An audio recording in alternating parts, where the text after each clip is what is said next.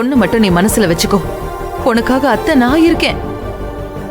உனக்கு என்ன பிரச்சனை வந்தாலும் எவ்வளவு கஷ்டம் வந்தாலும் நீ என்கிட்ட எதுவுமே சொல்லலனாலும் உனக்காக நான் உன் கூடவே இருப்பேன். நீ தைரியமா இரு. அத்தை, என்னைய மன்னிச்சிருங்க. அழாத ஆனந்தி, என்னைய மன்னிச்சிருங்க. ஆனந்தி அழாதம்மா. மன்னிப்பெல்லாம் இருக்கு. சொன்ன கேளு, அத்தை உன் கூடவே இருப்பேன். புரிஞ்சுதா? தைரியமா இருக்கணும். புரியுதா? அத்தை இருக்கேன்ல, அழாத. என்ன, நான் பாத்துக்கிறேன். சரி, ரொம்ப நாள் கழிச்சு வீட்டுக்கு வந்திருக்க. நீ அன்போட பேசிட்டு இரு. நான் போய் உனக்கு டிஃபன் பண்ணி எடுத்துட்டு வரேன். அத்தை, இல்ல அத்தை, எனக்கு இப்போ சாப்பிடுறதுக்கு நேரமே இல்ல. எனக்கு எதுவும் வேணாம். நேரமாச்சு, நான் புறப்படுறேன் அத்தை.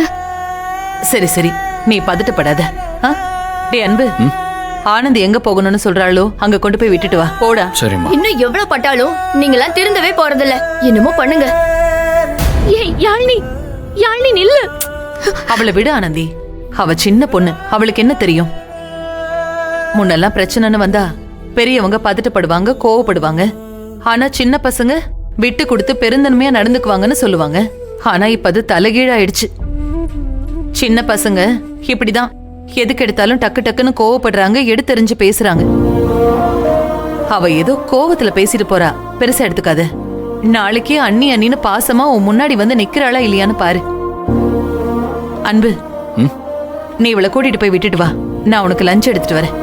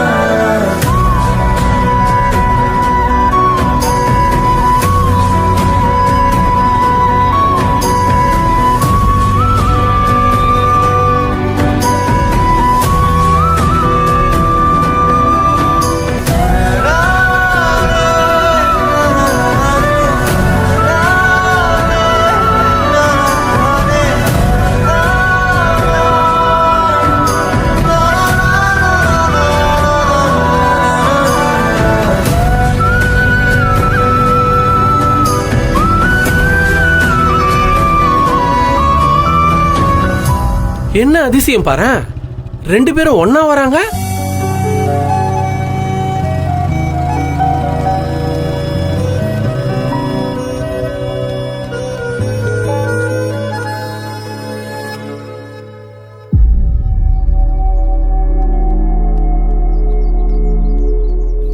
என்னடி, இப்போ உன் பிரச்சனை எல்லாம் சரியாயிடுச்சா?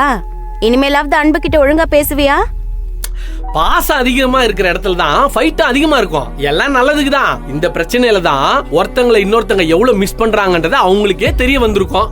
இனிமேலாம் சும்மா சும்மா சண்டை போட்டுக்க மாட்டாங்க. முத்தனே, அப்ப உனக்கும் ஜெயந்தியாக்காக்கும் பெருசா சண்டே நடக்கிறது இல்லையே? அப்படின்னா உங்களுக்குள்ள லவ் இல்லையா? இல்ல நீங்க ரெண்டு பேரும் மிஸ் பண்ணிக்கிறது இல்லையா? ஏய் கிளுக்கிற, வர வர நீ ரொம்ப துள்ற. இரு, ஒரு நாள் உன்னை கடைஞ்சிடுறேன். விடுனே விடுனே, நமக்குள்ள இதெல்லாம் சகஜம் தானே. அவங்க கிடக்குறாங்க ஆனந்தி. உங்க காதல பார்த்து கார்மெண்ட்ஸ்ல இருந்த மொத்த பேரும் கண்ணு வச்சாங்கல்ல, அதான் ஏதோ திருஷ்டி மாதிரி இவ்ளோ பிரச்சனை நடந்திருக்கு. இனிமே நாளெல்லாம் கடத்தாம சீக்கிரம் ரெண்டு பேரும் கல்யாணம் பண்ணிக்கோங்க, எல்லாமே சரியாயிடும்.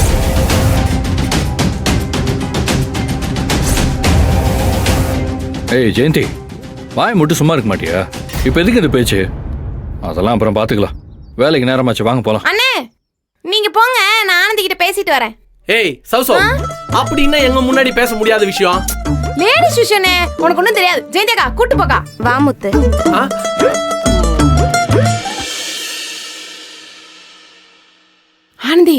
அன்பண்ண அம்மாவை போய் பாத்தியே, என்ன சொன்னாங்க?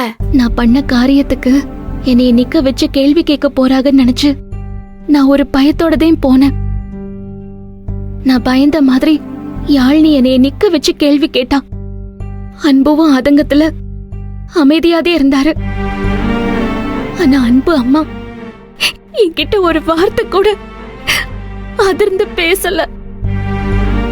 யாழ்னியும் அன்பும் பேசினப்ப கூட என்னைய விட்டு கொடுக்காம எனக்காகதே பேசினாங்க. அவங்க இடத்துல வேற யார் இருந்தாலும், ஏன் என் அம்மாவே இருந்தாலும் என்னைய விட்டு கொடுக்காம பேசிருப்பாங்களாங்கிறது சந்தேகந்தே. இந்த மாதிரி ஒரு நல்ல உறவை நான் இழக்க போறேங்கிறது என்னால தாங்கிக்கவே முடியல.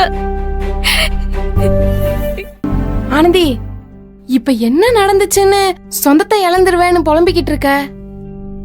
உன் பிரச்சனை என்னன்னு புரிஞ்சுக்கிட்டதுக்கு அப்புறம் நான், காயத்ரி, ரெஜினா எல்லாரும் புரிஞ்சுக்கல. உன்னை விட்டு கொடுத்துட்டோமா என்ன? நாங்களே உன்னை விட்டு கொடுக்காதப்போ அன்பனை எப்படி உன்னை விட்டு கொடுத்துரும்? உன் மேல இவ்ளோ பாசம் வச்சிருக்க லலிதாம்மா எப்படி உன்னை விட்டு கொடுப்பாங்க? இது எல்லாத்தையும் யோசிச்சு குழப்பிக்காத, தைரியமா இரு. இல்ல சௌந்தர்யா, என்னைய விட்டு கொடுக்க மாட்டாங்கங்கிறது அன்புவோட பெருந்தன்மை, அவர் அம்மாவோட பெரிய மனசு. ஆனா அதுக்காக அந்த குடும்பத்துக்கு நான் துரோகத்தை பண்ண விரும்பல. இவ்ளோ பெரிய பாரத்தை அவங்க மனசுக்கு கொடுக்க விரும்பல. என்ன பேசுற நீ? எவனோ பண்ண தப்புக்கு நீ ஆசைப்பட்ட வாழ்க்கையை எதுக்கு அழிச்சுக்கணும்? நேத்து வரைக்கும் திக்கு தெரியாத காட்டுக்குள்ள இருக்க மாதிரி எங்க போறது என்ன பண்றதுன்னு தெரியாம இருந்தோம். இன்னைக்கு தான் ஒரு வழி கிடைச்சிருக்கல. முதல்ல அந்த ரகுவை கண்டுபிடிக்கணும். அவனை பிடிச்சிட்டா எல்லா விஷயமும் தெரிஞ்சிரும். அப்படி தெரிஞ்சதுக்கு அப்புறம் அவனை இழுத்துட்டு போய் அன்பண்ண முன்னாடி நிறுத்துவோம். அன்பண்ண உன்னை புரிஞ்சு ஏத்துக்கும் ஆனந்தி. எல்லா தப்பையும் பண்ணிட்டு ஒருத்தன் எங்கேயோ நிம்மதியா சந்தோஷமா வாழ்ந்துட்டு தானே இருக்கான். எந்த தப்பும் பண்ணாத நல்லவன் நீ.